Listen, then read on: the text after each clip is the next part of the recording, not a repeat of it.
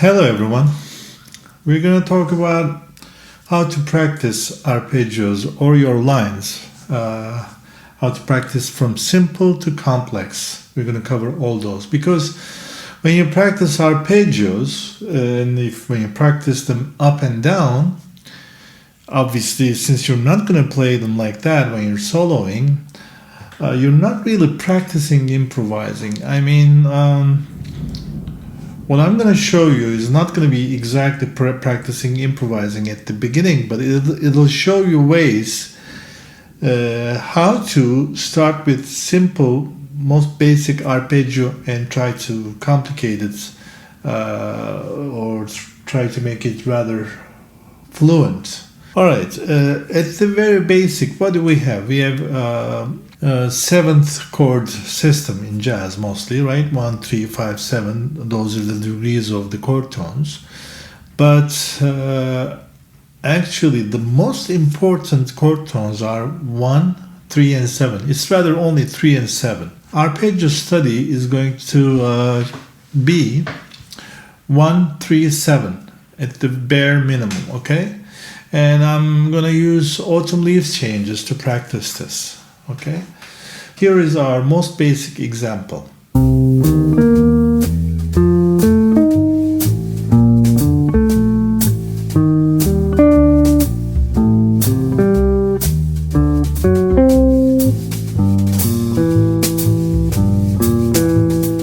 Actually, you should do this on different parts of guitar, and if you're a horn player, you should do this on different octaves. Same with guitar, actually. If you're on guitar, you can also do this on different octaves. Alright, now that we know that when you practice this, you'll have a knowledge of 1, 3, 7 degrees of the chord tones.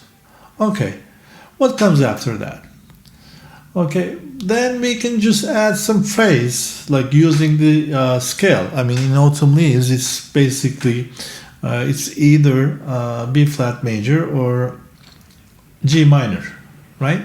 So using those scale tones, we'll add some notes to it, okay? Let's hear our second example.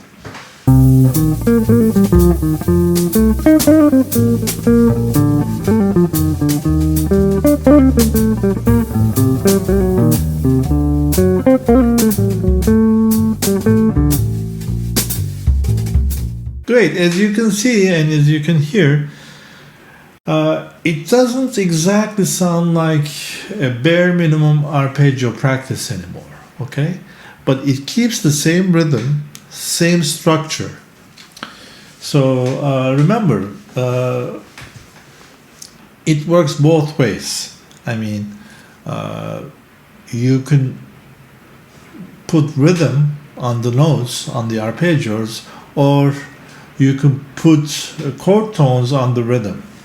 And Dizzy Gillespie once said it's the other way around, meaning rhythm is takes precedence, and then you think rhythm and then try to sound the chord tones or scale tones, put notes on the rhythm. Okay, rhythm comes priority. Okay, actually I have a video about this called Rhythm to Color Your Lines. You can check out at the link here. I'm showing how to think rhythms first in that video, okay?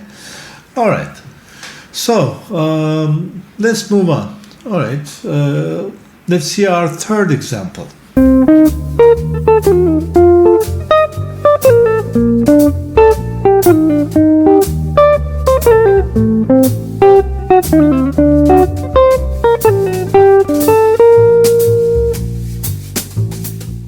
To practice like this, practice the same rhythm over and over, but change the notes. Depending on the chord changes, it's a very good practice. It helps you to get comfortable playing whatever rhythm you want to play, but change the notes. It's a big freedom, and it's very important. You should try to do that, okay? I really recommend doing this exercise, keeping the rhythm the same and changing the chord tones depending on the chord changes, okay? Obviously, I'm writing these, but you should be able to get comfortable and do this without writing anything down, okay? You can do it. You start simple and then you play a rhythm, and then change the chord tones when the chords change, and then you can practice rhythms through the chord changes. That's a great practice, okay? Let's break away from 1, 3, 7, and let's do one more exercise with 1, 2, 3, 5, okay? Here you go.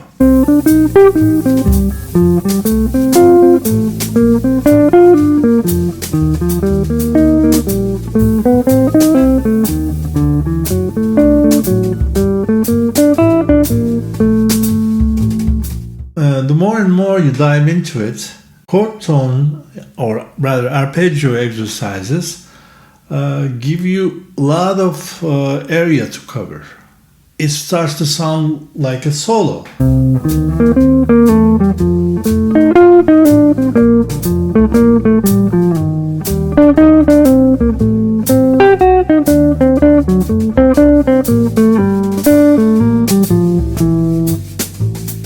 Now that we covered all these bases, what happens if we mixed everything in? I mean, every exercise we did so far, let's put them together. Take the first pattern and take the second pattern, and then, take the third pattern and then mix them in all. See what it sounds like, okay? Let's hear the example first. Here you go.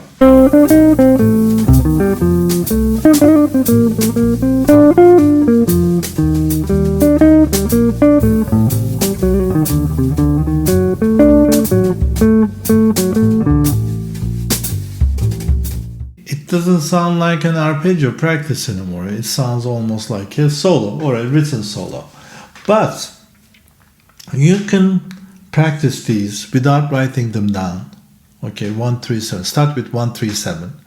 And then try to come up with patterns like this and on different parts of the neck. And then try to play it through the changes. Okay? And it's not going to sound great when you do it the first time, but it'll get better. It's going to sound like an arpeggio study at the beginning, but now, as you can see, by evolving all those exercises, you can make it sound more like a solo. The reason why I'm suggesting you study these without writing is because it helps you to come up with new stuff right on the spot, which is what you do when you're improvising, okay? All right, so now we've seen the bare minimum arpeggio practices, and we've seen how to, little by little, make it more complicated and evolve it into almost like soloing sound.